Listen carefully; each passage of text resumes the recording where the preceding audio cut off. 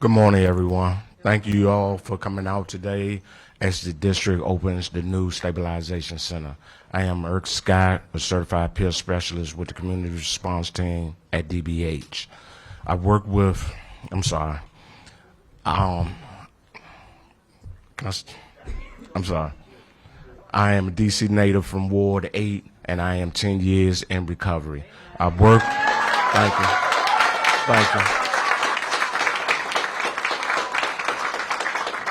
I work with community members regularly who I believe will benefit from this center.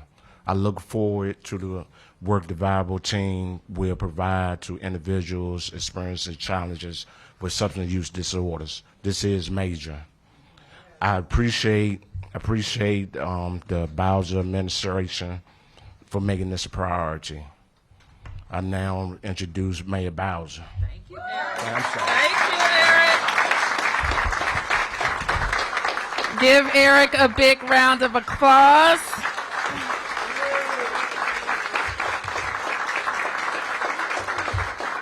And good morning, everyone. I'm Muriel Bowser. I am joined by members of our public health and public safety teams. And we want to thank you for being here, but more than that, thank you for your continued support as we tackle one of our city's major challenges. We want to thank the Department of Behavioral Health and all of our community response teams that are out there day and night working with people where they are and working to keep them alive and working to make sure that they can experience the journey that Eric described for himself. We are talking today about important empathetic care and making sure that when people are having very difficult life experiences, some of us don't know those experiences, but we're all called to imagine walking in our brother or sister's shoes, to understand what a person is going through so that we can make our systems best support them.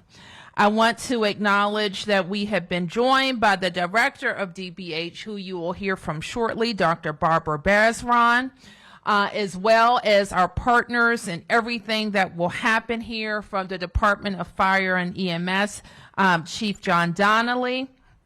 Where's Chief? Give the Chief a round of applause. Give Dr. Beresron a round of applause. Dr. Bennett, who is our health director, please acknowledge Dr. Bennett. I also want to acknowledge that we've been joined by members of the council and former mayor and Ward 7 council member Vincent Gray right in the front.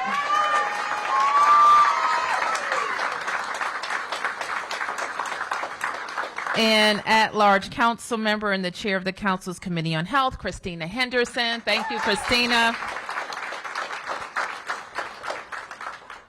And today we are talking about our Stabilization Center. We first made this investment in the district's 2022 budget, and we've been planning to have a state-of-the-art, nation-leading center since then. We've been looking at what other cities are doing, working to find the best sites in our city, and making sure we have a great team in place. So I want to thank all of the members of the government, both on the executive side and the legislative side, for making sure that the investments that we make stick in the budget and that we are able to really put online life-saving services. I also want to recognize the medical director for fire and EMS, Dr. Holman, who I think is behind me. Dr. Holman leads a great group. Chief Donnie likes to say the largest, what do you call it? Third largest healthcare provider in the district. Thank you. The third largest healthcare provider in the district, and Dr. Holman leads that great team of professionals And what you'll hear today is about how fire and EMS, along with DBH and other members of the government, are co-responders to these medical emergencies. I also want to recognize the team at Community Bridges and all other medical professionals who will be working side by side with DBH at the center. So give them a big round of applause.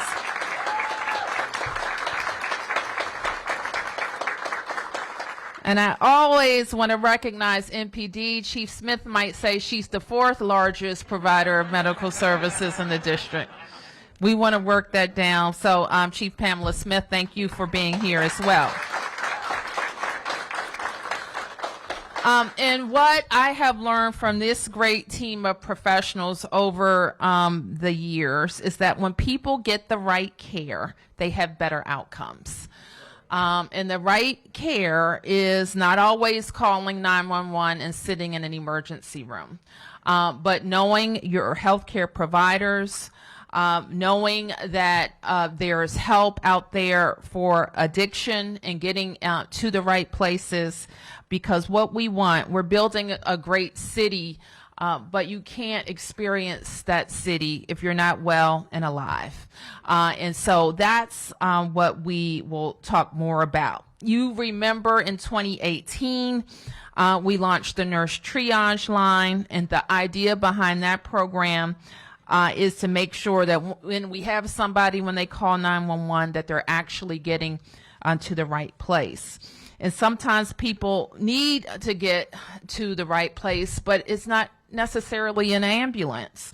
So we've been working with our Medicaid providers, for example, to make sure people's rides are covered, that they can get in a ride share.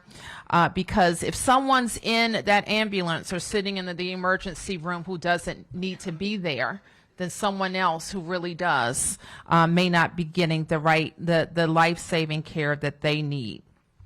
So the idea behind our Stabilization Center is to deal with the some 3,800 transports to the hospital that fire and EMS made last year for patients experiencing acute intoxication. So we know that there are going to be people who need this care because they're dealing with substance use disorders and they need help right away. First, they need immediate medical care to ensure that they're okay, and then they need a long-term solution so that they can get on a path to recovery. People who come to this center will get both types of care. They can recover in a safe environment, they can learn about our programs, and they can meet people like Eric who have walked in their shoes. And when we bring people here, they will also be providing relief to hospital emergency rooms and emergency psychiatric centers. And that is good for our whole system of care, for our EMS teams, for our ambulance providers, for our emergency room providers as well. And we know when it comes to substance use disorder and addiction, there is no one-size-fits-all solution. And we are happy that we have this facility now in our toolbox. We know that we have a lot of work to do, and we know that the continuum of our programs help to change and save lives. So again, I want to thank everybody, including the construction arm of DC government, DGS, for helping to build a beautiful facility, working with our businesses to do that, and providing what you're going to see is a safe place, a welcoming place, and a place where people can find recovery. So with that, I want to recognize and introduce Councilmember Henderson, and she will be followed by Drs. Bazran and Holman. Councilmember Henderson.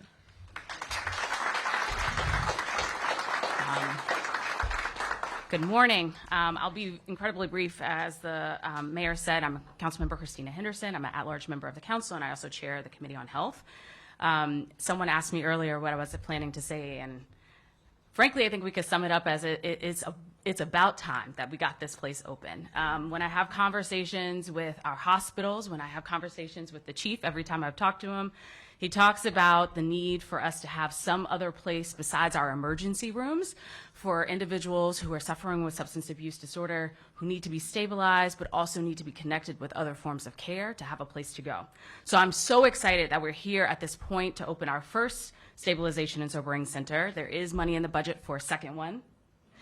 And and I would be remiss if I don't mention that we also would like to see a third one to east of the river to help with the issues that we're seeing in wards 5, 7, and 8. And so this is a great opportunity, I think, for us. As I've said, we had a hearing last week. I feel as though the district is truly at an inflection point in an emergency.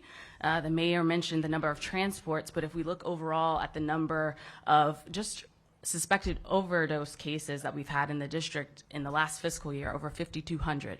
And so we really need to do something different to get those numbers down, but also to connect residents who are truly in need of care with some options available to them. So this is a great day, and I look forward to the great work of the individuals who are going to be working here, as well as continued collaboration with our public health and public safety partners. Thank you. So with that, I want to, I like when council members talk about budget and talk about protecting the dollars that I put in the budget. I also like when they talk about saying something is about time, because it is about time that we work together on one page and make sure that we're doing the things that the residents of the District of Columbia need. So indeed, I would like to invite our leader, Dr. Bazran, to come to the front.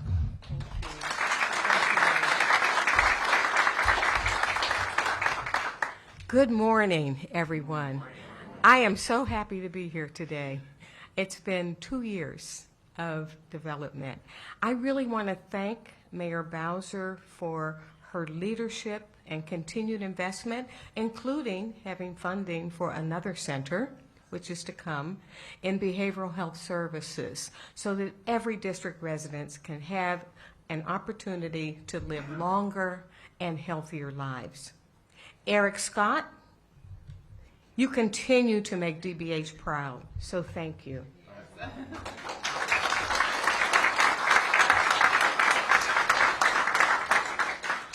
Recovery from addiction is possible. Treatment works. Every day, people with mental health or substance use disorders are living their best lives, and when they need more support, we're here to give it. The Stabilization Center is a safe place for people who are under the influence of drugs or alcohol to not only get the help they need in that moment, but also to get connected to support that can make their lives better when they leave, such as recovery housing or job support or other social services.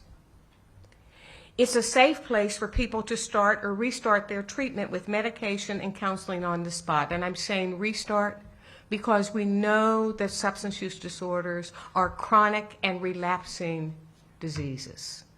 Chronic and relapsing. It's a safe place for families to bring their loved ones, whether it's 2 o'clock in the afternoon or 2 o'clock in the morning, and breathe easier knowing that they are at the right place. It's a safe place for fire and EMS to transport people who don't need to go to an emergency room to get rapid access to care. The team at the Stabilization Center is comprised of trained nurses, social workers, and technicians, and they will offer compassionate and culturally competent and responsible care. Peers like Eric will be on site to motivate and model the life that is possible with effective treatment and the right supports. When they leave the center, peers or people with lived experience can connect them to one of our 4 centers led by peers for social support, help problem solve with coping for everyday crises and stressors, and encouragement to stick to their regimens. They also will be able to connect them to any of our 33 treatment centers, which are located throughout the DMV. with service being available in every ward for every community. I'd like to also thank Scott Hutton, who is the COO of CBI, and his team, including Mary Page, who is our clinical director, who will be on site providing the care that people need. Let me take another minute just to say that Community Bridges, who operates the center, is recruiting DC residents who are passionate about helping others and contributing to a healthy community. They've already made a wise choice in Anna Jones, a well-respected and dedicated peer who is really in her own recovery. So thank you, Anna.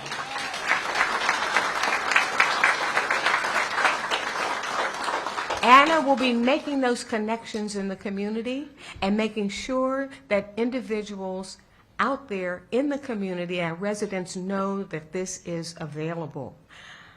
The Stabilization Center represents interagency collaboration and a community partnership, which is the foundation of the district's plan to combat the opioid epidemic.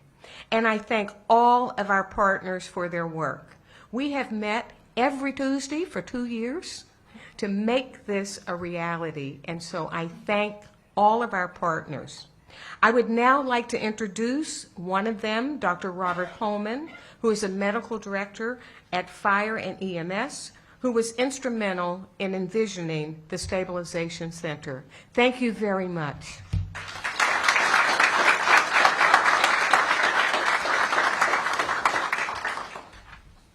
Thank you. Mayor Bowser, Deputy Mayor Kraton, council members, Chief Donnelly, Chief Smith, Dr. Bennett, and Dr. Bazran, and of course, Mr. Eric Scott. Good morning. Good morning. The beginning of operations of the DC Stabilization Center is another milestone in the district's years-long process of reimagining delivery of care for the most vulnerable in our community. Thanks to the investments of Mayor Bowser and the council, and the collaboration of several district agencies, we are opening this DC Stabilization Center, which will be better for patients and better for the system.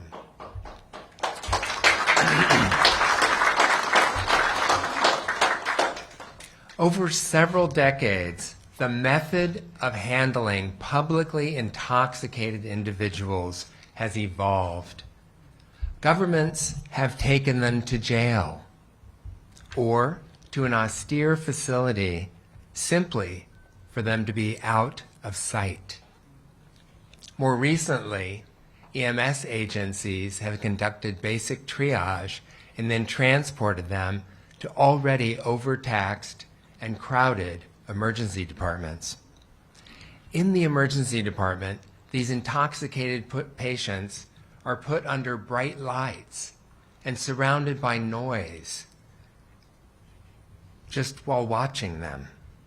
After 4 to 6 hours, they are then discharged, usually without any treatment plan or a connection to recovery options.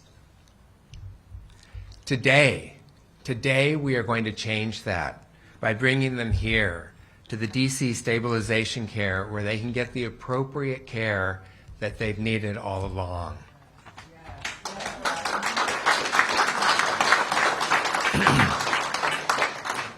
Here at the DCSC, which we're going to call it, the DCSC, the patients will meet a full team of compassionate and specialized clinicians. From nurses to advanced practice providers to social workers, and importantly, to peer counselors like Mr. Eric Scott. Those who have lived and personally experienced substance use disorder. And these peer counselors can directly relate to the struggles, the success, and then the relapse of patients faced by this disorder. The specialized medical care and the peer-to-peer connections made here will make the difference in getting our patients into recovery. DC Fire and EMS has been able to transform the delivery of emergency medical care and become a national model by developing alternative transport options tailored to the specific needs of our patients, not a one-size-fits-all model. As a medical doctor for over 40 years and as the DC Fire and EMS medical director for almost 8 years, I truly believe that this new facility will get patients the right care that they need at the right time. It has been, excuse me, it has been my great privilege to work closely with DVH Director Dr. Barbara Bazran and her team to ensure that the DCSC meets the needs of our patients and the community while improving the system of care. And I know our fire and EMS, EMTs, and paramedics are thrilled to be able to bring patients here because they know that their patients are going to get better care. Instead of the patients, this population of patients, continuing to go through the revolving door of the emergency department, they will enter the open door of this new specialized care facility. They will get the dedicated, compassionate care they need to help end their addiction, and when they are ready, to be able to enter the sustainable path toward recovery.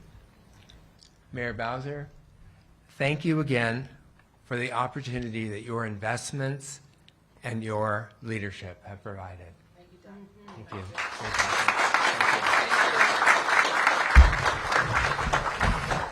Okay, so we're going to have a ribbon cutting and get to a tour. But before we do that, I want to answer questions from members of the press.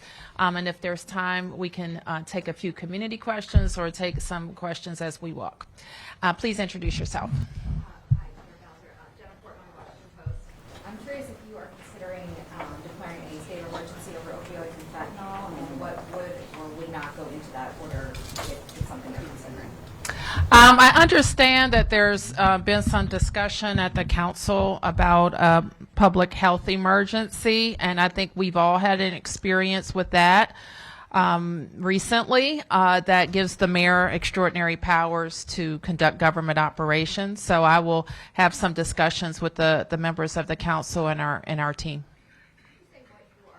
Thank you. What you're taking into consideration when you look at whether or not to declare an emergency, especially given the length and scope of this crisis of the deaths? Declared emergencies usually allow us to do a few things, and that is to facilitate payment, quite frankly, for the federal government, where there are reimbursable expenses. That's one thing. Another thing that extraordinary power gives us is the ability to compel behavior in some ways. We know that if we're drawing analogies with COVID, you know, the different things that we had to put in place. And the third thing that it allows us is the ability to procure more quickly, which helps in a lot of emergencies. A longer term response, we would have to consider those. What wouldn't be good, and let me just say this very clearly, is that declaring an emergency in name only means absolutely nothing. And so if that is what the council is talking about, we have no interest in that. If we work with the members of the council to say we need extraordinary abilities to do this, then that's something we would strongly consider. Yes. What percentage, I assume this is for people that we sometimes see out on the street. I saw a person laying in front of CVS yesterday, and ultimately I don't think they went anywhere, but what percentage of the folks that the fire EMS transports are we talking about here? Is this a significant number of people who would be brought here as opposed to an ER? All right, let me ask Dr. Holman to respond. Sure. So in 2022, we transported 3,800 intoxicated patients to the emergency department, and that actually comprises 6.3% of all the transports that we did last year. So it's a sizable number. And I think it's not just the number, it's the realization that what we're doing doesn't really get them to recovery. And is there a concern that perhaps you would transport somebody who, let's say, was sicker than that actually should have gone to an ER? I mean, obviously that would be something on your mind. Certainly, and so we've set up a system where we're going to be conducting that triage that we do every day to make sure that we get the patient to the right place. And we have a tiered response, so we know that patients get ALS care, BLS care, nurse triage line, and now the Stabilization Center. So it's part of our menu. So. Yes. Off-topic question, if you don't mind. Any on topic first? Yes. Mark? Yeah, will this facility, I apologize if it was briefed earlier, will this facility be open 24/7, 365? Yes. And, Dr. Bashram? and then just also just on logistics of how it works, can people walk in, you know, unaccompanied, or just, can I bring somebody in? Do they have to be transported by FEMS, or can they just self-diagnose and drop themselves off, or can a friend drop somebody off? Yes, 24/7, 7 days a week, all year long. This center will be open, and that will begin tomorrow. So that's the first question. People can come here either by transport through FEMS, through MPD, through a community provider, through a friend or relative, or they can simply walk in the door. So this is low barrier. We want people to come here, and how you get here is not the issue, but that you get here. If I could just follow up on that and ask about, you say low barrier, so I'm also wondering about things that people who might have concerns about immigration status, coming here, being reported, you know, anything like that. How confidential is what happens here when the patients present? People, anyone who comes will be served. It doesn't matter what your immigration status is. If you need to be here, the service will be available to you. And my last, just insurance? There's no insurance requirement to come here, just like there's no insurance requirement to get services, behavioral health services in the district. As you know, we have Alliance, we also have Medicaid, and in addition to that, we have funds through our budget, which are local only funding. So no one will be turned away because of funding issues.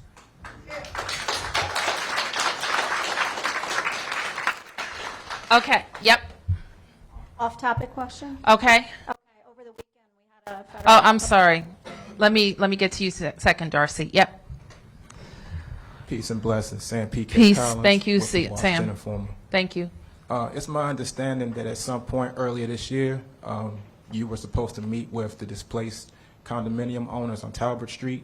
I'm just trying to get an understanding around if or when that meeting is going to happen, and in terms of some recompense for paid mortgages while they were outside of their home. What's the plan around making sure that they can get some of that money back and just re-entry into the first-time home buyers program? I have had a meeting with the condominium owners. They have been getting district, now not on our, and this is a legal matter, so I'm going to use some legal language. This is not a building that the district owns, but I made the decision to be helpful to people who were experienced this displacement in a building that they own as condominium owners. So they've been getting that assistance since they left the building. Yes. Some homeowners who I've spoken with, they feel some kind of way about the lease on their rental property being extended for 9 months instead of 1 year. And I'm just going back to the original question in terms of making Yes, them our whole. expectation is that, and our expectation is that we're going to be helpful, not that we have the obligation to make condominium owners whole, because again, that is between the developer of those buildings and the owners of those units, which the district is neither. And so we have a system to support them while they make a transition plan. And it's many more months than 9 months. It's 9 months remaining. Last question. Given all of that, what opportunity is there for them to re-enter the first-time home buyers program? We expect that they will be able to re-enter it. Yes. Thank you. Recently, we celebrated the opening of the Whitman Walker Clinic in Ward 8, and that was an amazing day, and what beautiful weather we had for that. Dr. Holman, you were there and had an opportunity to meet with you and speak with you, and I thought it was an incredible event. What do you think the potential is that we could get a facility like this in Ward 8 as you do expand? I know that would be probably down the line, but I'm sure that that's on your wish list, and I'm sure you can appreciate that, Dr. Holman. We are very focused on the second site, and we will, of course, continue to make investments as we need investments. I want to be very clear, though, that our system of care is a citywide system of care. Yes, Darcy. Good morning. We had a federal security officer allegedly shoot and kill a 13-year-old who may have been trying to carjack him. What can you tell us about this worker as far as what department he may have worked for or currently works for, and just your reaction to this? And we're seeing so many teens and getting younger and younger, 13 years old, involved in these kinds of crimes, and their lives are gone now. I'm going to ask the chief to come up and just brief out on the investigation. Let me just say, guns, carjackings, 13-year-olds, recipe for tragedy. And that's what we have. Good morning. Thank you, Mayor. So just to give a little bit about, obviously, I think everyone's heard what occurred over the weekend, and it's still under investigation, so I want to reserve the right for not compromising the integrity of what needs to happen in the process. We did have a 13-year-old juvenile who has allegedly approached an individual in the car with the attempt to carjack him. Subsequently, the juvenile is deceased. And to the mayor's point, you know, it's tragic. It's a tragedy. You know, we are working very, very feverishly with our court systems and with our partners in this space when it comes to guns. But what's really troubling, I think, to all of us is how so many juveniles seem to get their hands on these weapons. And this incident certainly is an indication of what we're dealing with on a daily basis. We're not sure that he actually had a gun. It was my understanding that there was an implication, his hand through a gesture, but no weapon has been found at this point. And it's still under investigation. Again, I don't want to compromise the investigation. I mean, it was Saturday night, and it does take us a little time to really look at all the video surveillance and other things that we might need to bring the case to a closure. What department or agency this security officer worked for? It's still under investigation. I certainly don't want to compromise. Again, you know, I want to protect the rights of all the individuals that are involved in this incident. Do you think that individual would be charged in connection with the shooting? I cannot say that at this time. Next question. Please introduce yourself. Lily with Fox 5. On that similar topic, is there another person you guys are looking for, and just how is that going? There is another suspect that we're looking for, and we will be pushing out a BOLO here shortly. If it's not today, first thing tomorrow morning.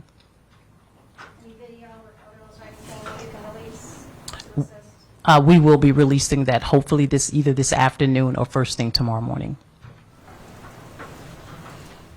Okay, last question. USA 9, just back to the circumstances of a 13-year-old being in this situation. A lot of people are, pointing at the parent. What can or should the district do to prevent this kind of situation? Is there something we should be doing for the parents? if we have, this is what I'll say about this. And obviously, we want to support families who have children who they can't manage. I mean, people laugh at me sometimes when I say a child may be better off in a secure environment. But a child who's been accused, and if we have children who are doing carjacking, it's probably not a single one that they've done or have been arrested for. And so we need to treat those matters, make sure the children don't learn that they can do carjackings randomly and without punishment, and that a secured environment may actually help them get the services that they need. And so the whole system has to work towards that. What do you mean by secure environment? Detained environment. Yes. Just to follow up on that, there was a court hearing last week with a separate case where the judge, from what I understand, admonished youth and rehabilitative services for not placing that young person who was charged in connection with yet another crime in a secure facility. No, you got that Okay, wrong. okay. Please get it right. Get it straight. Correct me, please. Okay, this is my understanding, that the judge wanted to place a juvenile who also been arrested for carjackings, 6th or 7th time, in a shelter environment that is not secure, and that was also not available. What was available was a secured environment. And in my opinion, if you've been arrested for the 7th time for carjacking, that is where you belong. The judge, however, DYRS does not make that decision. Judges do. And it's the judge's right to say, I prefer shelter, and if I can't get a shelter, then I'm going to send this child home. The child was sent home. The child is now not with us.